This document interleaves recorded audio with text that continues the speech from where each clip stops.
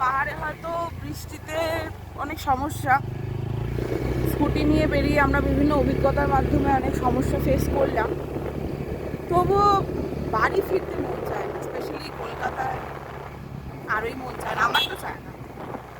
কী করা, মন খারাপ নিয়ে আবার ফেরা।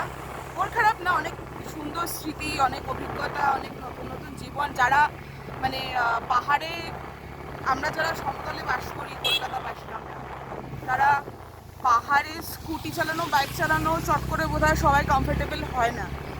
সেখানে আমরাও ছিলাম না, এটা আমাদের প্রথম অভিজ্ঞতা। আমরা সাহস করেই স্কুটি নিয়ে রাইড করার একটা ডিসিশন নিয়েছিলাম, যাতে শিখতে পারি। কিন্তু ভাবিনি বর্ষাকালে শেখাটা খুব ডেঞ্জারাস হয়ে যাবে। তাই ঠিক আছে, ভালোই ছিল। ত্রিদীপ খুব ভালো করেই ব্যাপারটা ম্যানেজ করেছে।